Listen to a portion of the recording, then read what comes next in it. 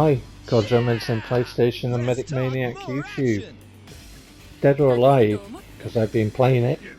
And a little discussion. So this is some footage of my daughter and me playing Dead or Alive 5 last round, which we haven't played for a while, and I'm a bit rusty. And my pad's saying that you didn't press that direction and stuff like that. Yeah, it all went a bit peak-tong. But never mind. We played Dead or Alive together, my daughter and myself, in tag mode over many years, and it goes back from me buying an original Xbox and Dead or Alive 3 and just falling in love with the game and falling in love with the character that is Christy.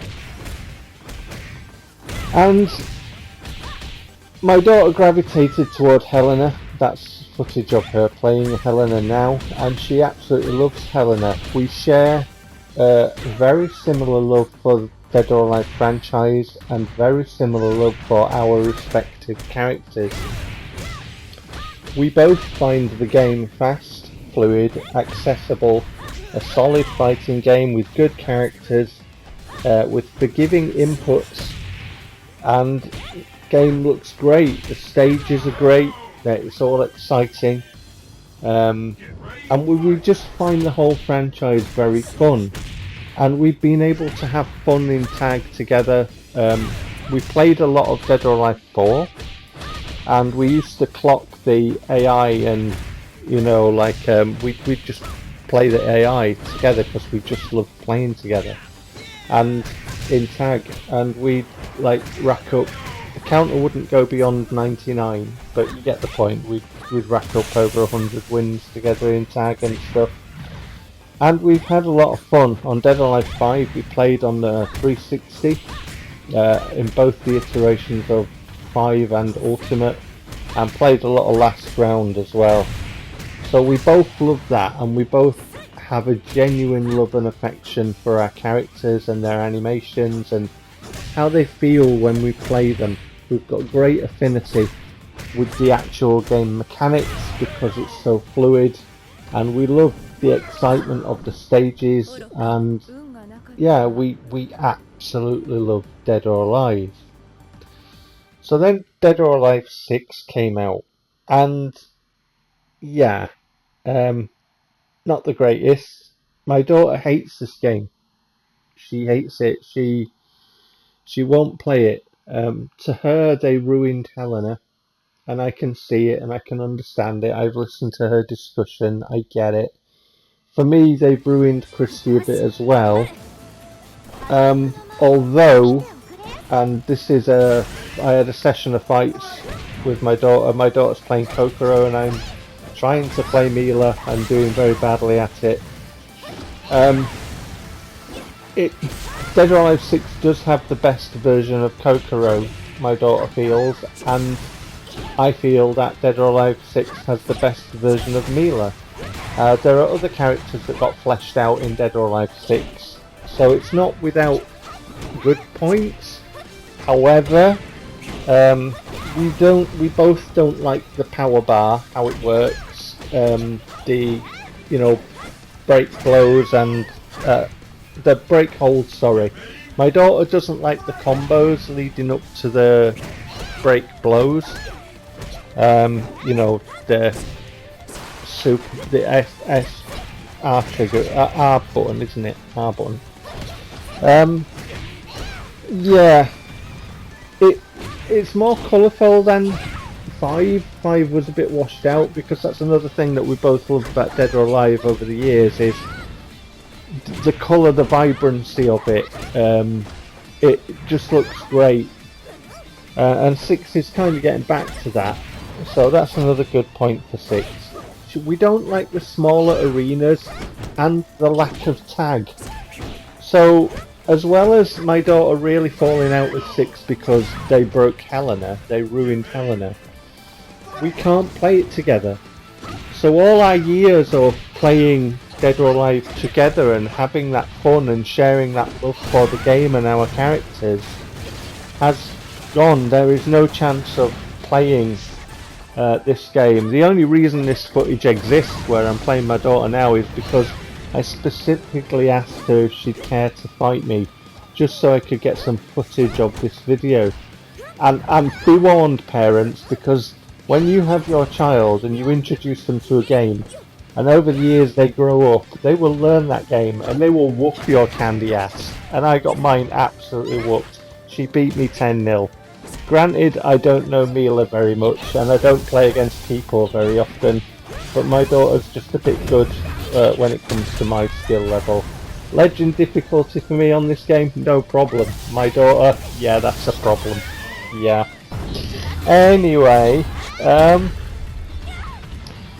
yeah, I just having a look at my notes because I took notes. I interviewed her about what she felt about Dead or Alive because we just love playing that game over the years.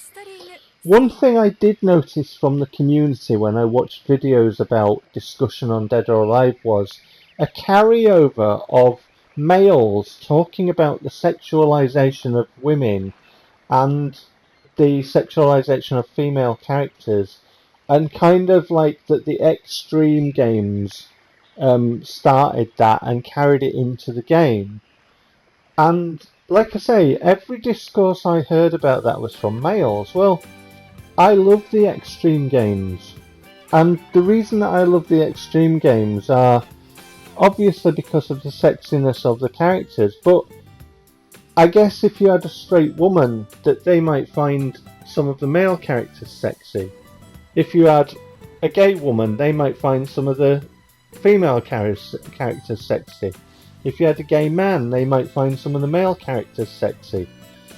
So, that the Xtreme games have been made is not a surprise because most of the player base is male. My daughter loves the Xtreme games. What we both really like is the ability to spend time with our favourite characters who we absolutely love and pamper them with their own gifts, that their own likes and stuff like that. Yeah, it was a bit kind of a one-sided, one-note discussion. So I asked my daughter what she liked about the Xtreme games, and she only plays female characters in the fighting games.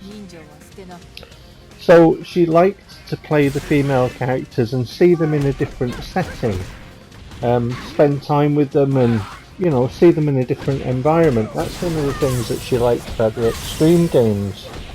And she talked about the love of her character. Like, for example, she loves Shadow the Hedgehog in the Sonic universe. And she likes seeing Shadow the Hedgehog in different types of games. Like, for example, the Sonic in at the Olympic Games with the Sega characters and that. She likes seeing her characters in different environments to get to know more about how their personalities are and see them reacting in different situations, and the Dead or Alive girls were absolutely no different. Over the years, what I found for myself is when I play Dead or Alive, I don't really feel the pad. The pad is an extension of my expression through my character on the screen, and like I say, all the animations and stuff. Now, I've just shown some footage of, this is supposed to be a level 8 fight in Dead or Alive 6.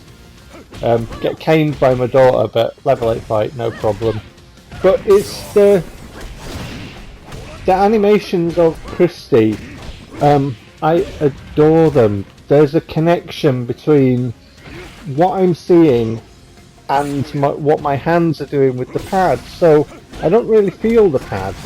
It's just an extension of my expression on the screen because Fearway is that good. It feels that good to play. And the same goes for my daughter with Helena. The way she describes her love and affection for Helena's moves, how beautiful they are, and the way she describes the feeling of the pad in her hand when she plays the fighting game is just like I felt prior to that, with her growing up when I was playing Christy in Dead or Alive. So when she plays the Xtreme games, that love she has for her character, she's able to see them in a different environment, she gets to spend time with them in a different environment, and through the way that Koei Tecmo and Team Ninja did the items and stuff and the funny stuff in there. Like, for example, Tina smashing the tea set in Dead or Alive Extreme 2 or throwing up the cards in the casino. God! It's just like these things, they draw you to the characters and you get to know more about them. So she loves the extreme games for that. That's something I never see from the males who discuss the extreme games. They just talk about boobs and bums and all that sort of stuff. And it's a carryover from what the media do. And the media use it to put down Dead or Alive and build up things like Tekken. It's like Evo's a closed club and Dead or Alive's not invited. So what the media does is run stories to just put a bad word about the player base and about the game itself, how they quote unquote objectify women. Not a word of all the men in the trunks. Not a word of Mai's boobs moving about in SNK games for years and years. Not a word about the Soul Calibur games. Not a word about, you know, the females in Tekken or whatever other fighting game and the DLC. Street Fighter 6 has just put DLC costumes out, swimsuits and stuff, for the males and the females.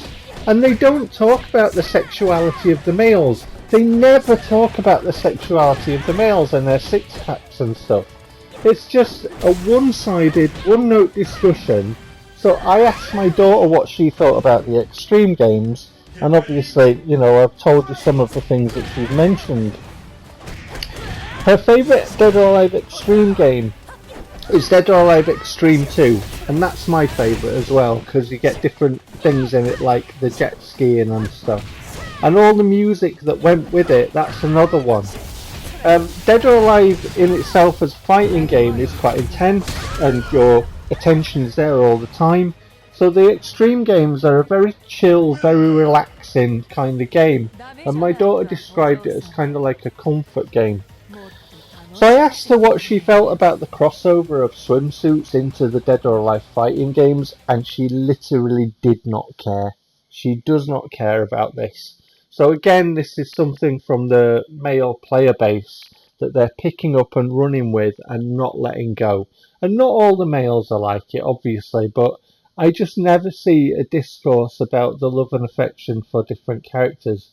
Wouldn't it be nice if the male characters got, you know, attention with costumes as well as the female characters? So that's something. Just looking at my notes, and one thing I've forgotten to mention is that we both really don't like the designs of Nico or Diego. We're not really keen on Marie Rose and Honoka either. My daughter absolutely hates Honoka. That's something I've seen, you know, in discussions like from Matt Muscles about Honoka and stuff. But the Dead or Alive characters really had a decent style about them, and I remember when I saw Mila, she really fit the DOA style. Rig was a bit kind of Force Unleashed generic character sort of design with the shaved head at the time. I like his style, he's very kind of reminiscent of Sarah Bryant for me from Virtua Fighter. But just getting back to the character designs in general, Nico and Rig are not doing it for us, they just don't fit DOA. So I think those need either retconning or they need completely rebuilding and redesigning. For the future of Dead or Alive, we talked about that, and the word reboot. We do not care about the word reboot. What we want to see from another Dead or Alive game is just a good Dead or Alive game. Just getting back to the core gameplay. The super in this game, we've talked about it before, it just doesn't fit, so that needs complete attention. We like Dead or Alive for the fun, so keep it fun, keep it colourful, keep it sexy, keep it great. We love Dead or Alive. Anyway, whatever you're doing, take care.